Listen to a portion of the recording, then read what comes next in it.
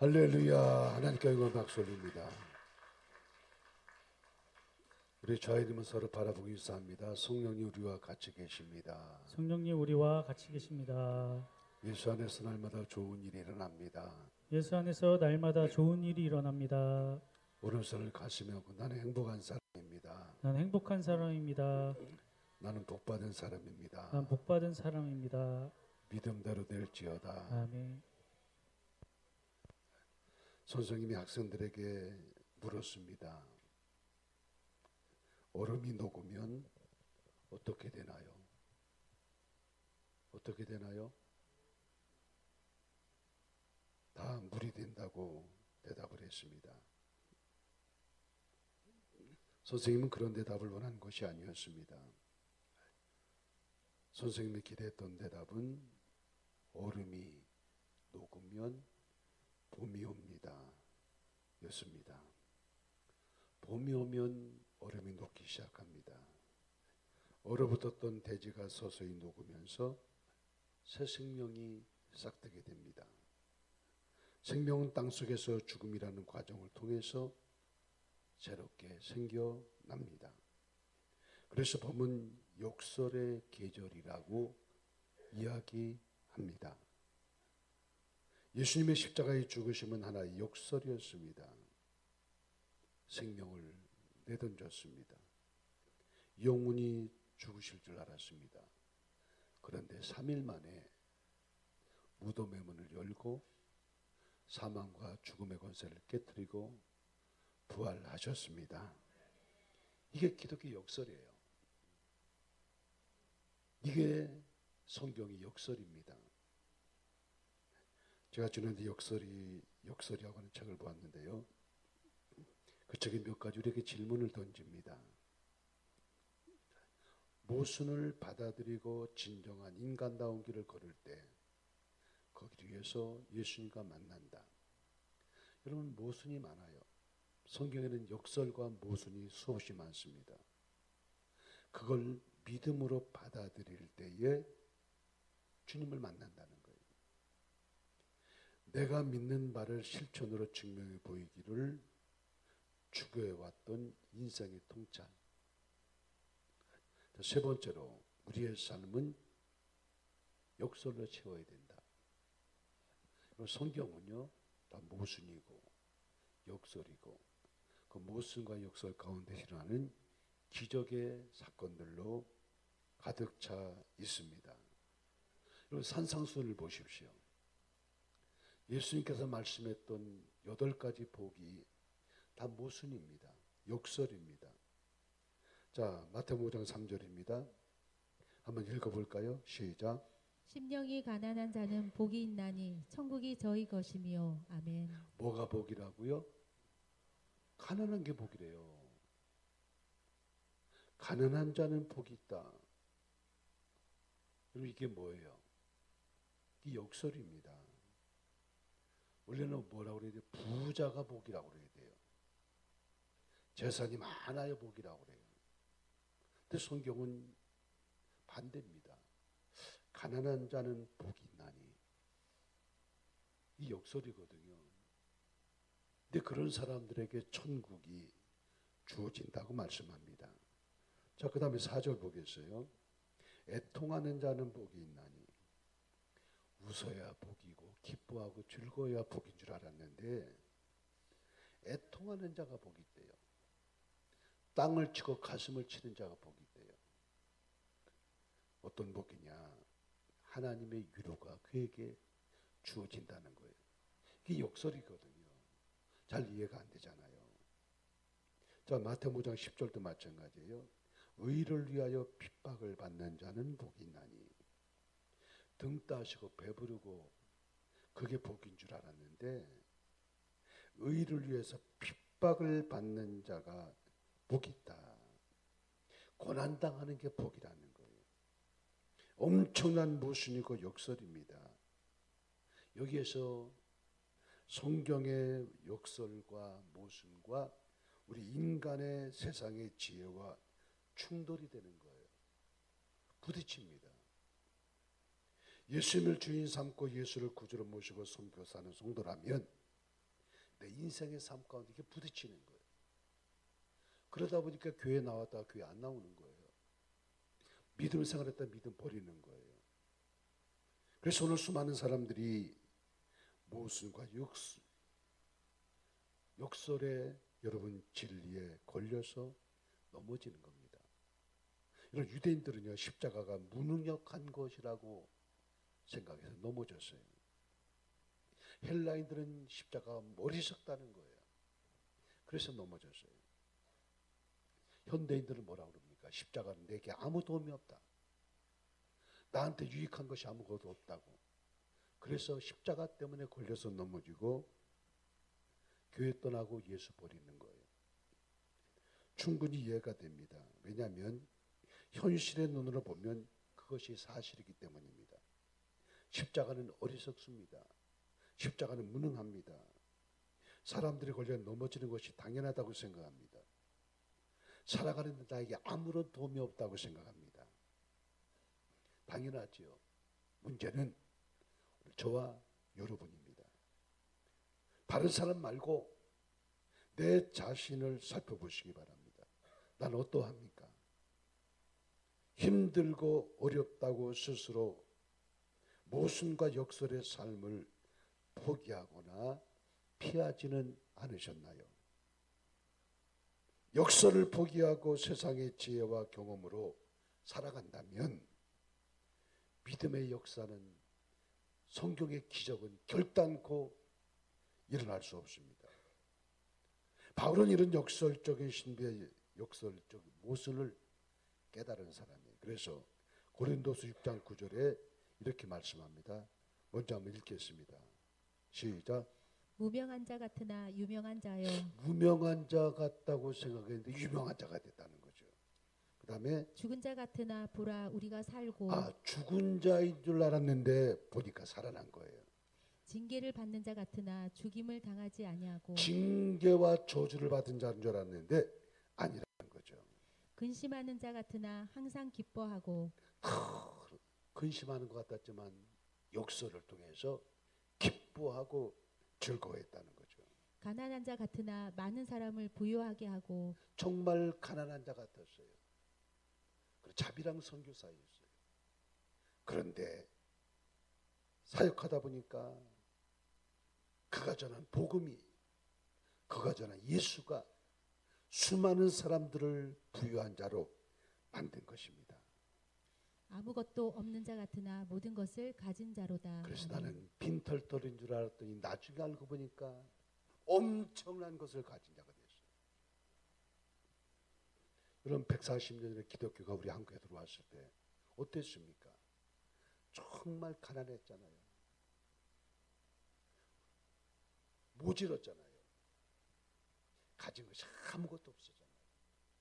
그런데 그 예수가 들어오니까, 복음이 들어오자마자 근대화 문명이 들어왔고, 예수를 믿자마자 영혼이 잘 됐고, 범사가 잘 됐고, 강건하게 됐고, 그러다 보니까 하나님의 복을 받아서 우리가 이렇게, 지금 우리가 살아가는 환경과 여건은요, 역사 일이 없었던 놀라운 풍요와 부여를 누리고 살고 있다는 것, 여러분 기억하시나요? 믿으시나요? 누구 때문이에요? 예수 때문이에요. 우리의 믿음의 선조들 때문이에요. 그들이 역설의 진리를 간직하고 십자가 지고 순교의 제물 돼서 믿음을 지켰고 신앙을 지켜 살아갈 때에 그 축복이 우리에게 주어진 겁니다. 문제는 다음 세대가 문제예요. 우리가 다음 세대에게 우리와 같은 부여와 축복과 풍요를 물려주려면 우리가 지금 역설의 진리를 가지고 십자가 붙잡고 순교 정신으로 믿음을 지키고 신앙을 지켜가야 될 줄로 믿습니다. 이 신비한 역설의 진리를 알기 때문에 바울은 환난과 핍박 가운데도, 고난 가운데도, 고통 가운데도, 재앙 가운데도 끝까지 믿음으로 승리하게 된 줄로 믿습니다. 여러분, 이 세상은 합리적인 법칙으로만 돌아가는 것이 아닙니다. 자, 물어볼게요. 1에다 1 더하면 얼마입니까? 2 아니에요. 하기 싫으면 하지 마세요. 2에다 2 더하면 얼마입니까? 4예요. 딱딱 떨어지잖아요. 근데 세상이 그렇게 만들어 갑니까? 10 나누기 3하면 얼마예요? 답이 없어. 3.3333333. 내일 아침까지 가도 3이 떨어지질 않아. 여러분 세상에 이런 일들 얼마나 많습니까? 자, 기독교는 역설의 종교입니다. 첫째로 목숨을 잃는 자는 다시 얻을 것이라는 역설의 기독교예요. 자, 마가복음 오늘 본문 39절입니다. 시작. 나를 위하여 자기 목숨을 잃는 자는 얻으리라. 아멘. 역설이라니까 기운이 빠져가지고 소리도 작아졌어. 여러분 도마스 선교사님은 최초에 우리 한국에 오셨던 선교사입니다. 원래 영국 웨일즈라는 지역의 하노버 교회에 아버지가 담임 목사님이었고요.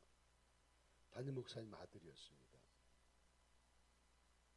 제가 저 교회를 2005년도에 가봤는데요. 저 교회가 1644년에 세워졌어요. 저 출입문이 성전 출입문이고 마당에 나오면 다 무덤입니다. 1991년도부터 목사가 없었어요.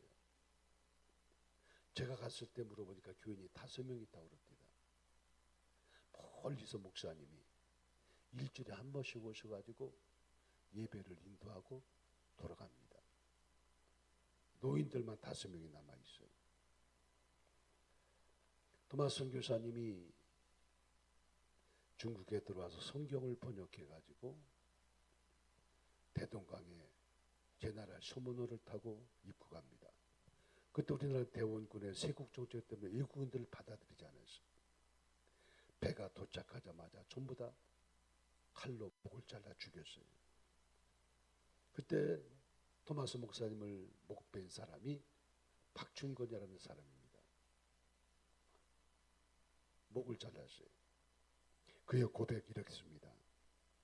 내가 그를 죽일 때에 두 손을 마주 잡고 뭔가 막 혼자 쭈글쭈글거리면서 그의 손에 있던 보자기에 쌓여있는 책을 나에게 던져주는데 나는 그걸 받아서는 안 된다는 생각을 도저히 할 수가 없었다.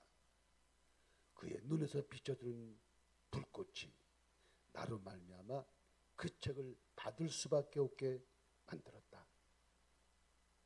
나는 이 책을 볼 수 없었기 때문에 박용식에게 그 책을 건너주었다. 그 박용식은 그 책이 그때 종이가 얼마나 귀할 때입니까? 이 책을 집에 가져가서 전부 뜯어가지고 벽지에 도배를 했습니다. 벽에다 싹 성경을 가지고 도배를 했는데 그 책을 나중에 최치량이가 그 책을 사게 됩니다. 박용식가 그 책을 사게 됩니다. 그는 그 집을 사가지고 요관을 만들었어요. 마포 삼열 선교사가 처음에 평양에 들어와서 머물 곳이 없어 그 요관에 머물게 됩니다. 딱 보니까 다 성경책이야. 이 마포 삼열 선교사님이 그 집을 구입해가지고 그 집을 교회로 바꿨습니다. 그 교회가 널다리골 교회가 됩니다. 그리고 그를 토마스 선교사를 칼로 못 베었던 박준건과 박영식이 널다리교회 장로가 됩니다. 저 교회가 나중에 발전해서 세월을 평양의 장대현 교회가 되었고 세월이 흐른 다음에 길선주 목사님이 1907년도에 장대현 교회에서 강력한 성령의 대부흥의 역사가 일어난 자리가 바로 널다리 교회인 줄로 믿습니다. 여러분 이거 하나님의 드라마 같지 않아요? 역설적인 드라마입니다. 토마스 선교사는 27살에 예수 믿으세요. 설교 한 번도 안 해보고 대동강에서 내리자마자 박충건에게 목이 잘려 순교했습니다. 그는 분명히 죽었어요. 그런데 그의 죽은 것이 아니라 그는 죽었으나 다시 살아서 오늘 장대현 교회의 성령의 역사를 일으켰고 그 성령의 역사가 오늘 우리에게까지 전해지는 놀라운 축복이 이루어지게 된 줄로 믿습니다. 이게 역설의 드라마예요. 이게 역설의 종교예요. 죽었으나 반드시 그는 살게 된 줄로 믿으시면 아멘. 이게 기독교 역설이에요. 두 번째로는 크고자 하면 낮아져라. 낮아져라. 자, 마가복음 10장 43절 시작. 너희 중에 누구든지 크고자 하는 자는 너희를 섬기는 자가 되고 너희 중에 누구든지 으뜸이 되고자 하는 자는 모든 사람의 종이 되어야 하리라. 아멘. 아멘. 크고자 하는 자는 섬기는 자가 되고 으뜸이 되고자 하는 자는 종이 되어야 하리라. 그렇게 해야 된다는 거예요. 인간에게는 본능이 있습니다. 욕망이 있습니다. 자, 세 가지의 우리 욕망이 있는데 생존의 본능이 있어요. 여러분 어린아이들 가만히 내버려 둬보세요. 배가 고프면요 별걸 다 주워 먹어요. 그게 생존의 본능이에요. 사회적 본능이 있습니다. 나도 다른 사람과 같이 대워보자는 욕망. 여러분 우리 60년대 70년대 여기 노인들 다 아시죠? 아침에 눈을 딱 뜨면 동네 방송에서 방송이 나옵니다. 무슨 노래 나왔죠? 잘 살아보세, 잘 살아보세.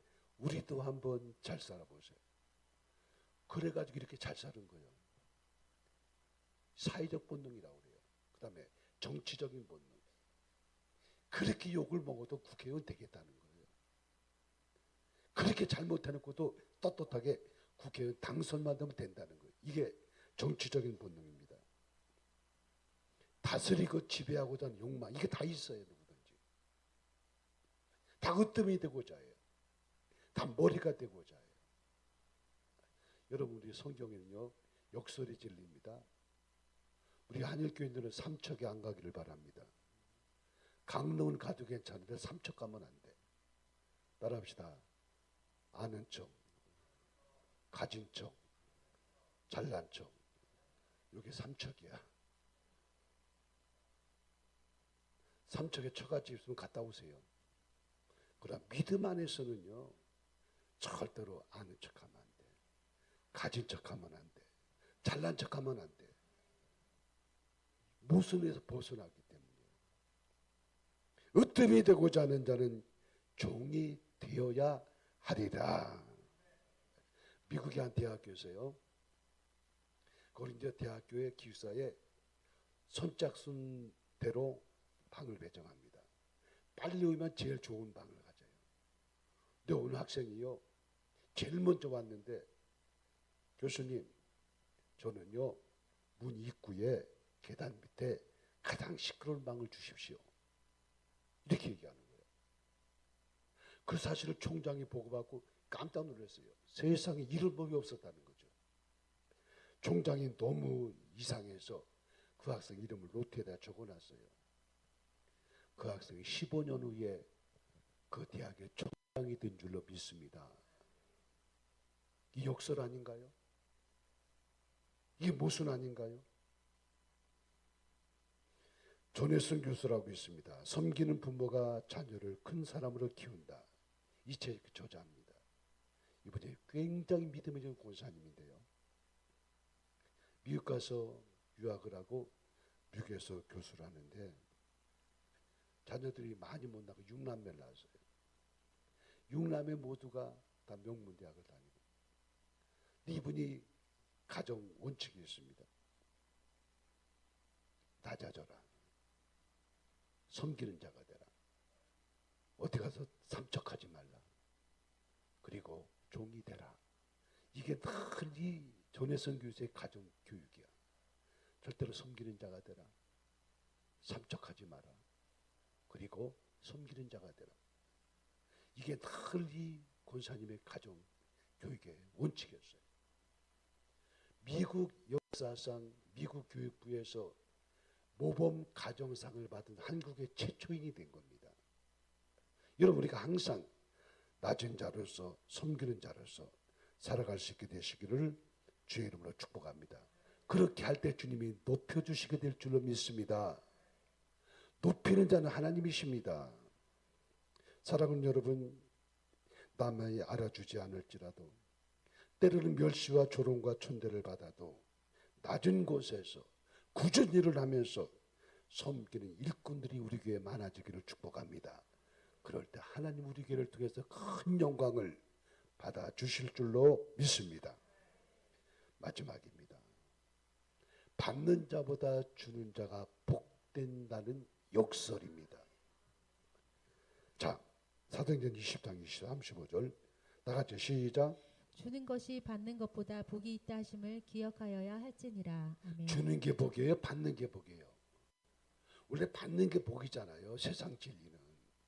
세상의 가치관은 받는 게 복이에요. 성경의 역설의 진리는 뭐냐? 받는 자보다 주는 자가 복되도다 하심을 믿으시기 바랍니다. 자, 저는 이 원리를요, 이 사해 바다에서 한번 찾고 싶어요. 자, 갈릴리 바다는 이스라엘 북쪽에 있습니다.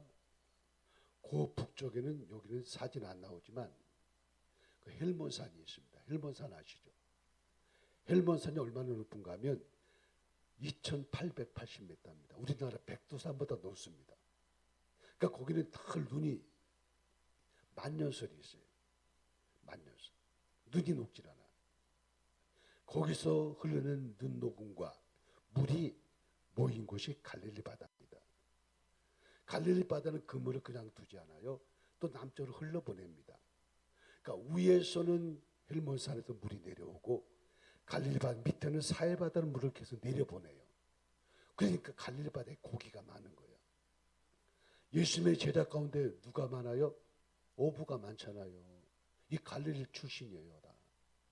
고기가 많아요. 그래서 이 갈릴리 바다는 그물을 계속 남쪽으로 사해 바다로 내려보냅니다. 근데 사해 바다는 밑에 내려갈 데가 있어요, 없어요? 딱 막혔어요. 내려보내질 않아요. 위에서 계속 받기만 하고 밑에는 내려보내지 않으니까 세월이 가다 보니까 거기 물이 다 썩었어. 물이 부패해서. 그래가지고 물이 얼마나 짠지 짭짤합니다. 먹을 수가 없어요. 우리 성지순례팀이 거기 갔다 와서 저한테 선물을 줬어요. 그 다음 보세요. 어느 정도냐면 그 사해바다에 사람이 누워 있으면 뜹니다. 그 신문도 볼 수가 있어요. 저 사해바다가에 나오면 그 뭡니까? 얼굴에 막 칠하는 거 뭐라 그러죠? 그걸 막 해요. 온몸에 탁 해가지고. 지난번에 선교팀들이요 갔다 와서 제가 선물을 받았어요. 손크림, 사해바다 저 물로 해서 만든 손크림 2개를 주더라고요. 하나를 쓰니까 너무 피부가 좋아요. 내 피부가 그때 이렇게 좋아진 거야. 그거 바르고 하나는 아까워가지고 누구 줄까 하다가 안 주고 요거 하나 다 쓰고 그 2번째 거 쓰려고 그랬더니 오래돼가지고 짜보니까 다 녹아버렸어. 야, 깨달았어. 그때 누구 하나 줄 걸 너무 좋아가지고 아까워서 혼자 쓰려고 했더니 짜보니까 다 물이야, 녹아가지고. 여러분, 놀라운 진리입니다.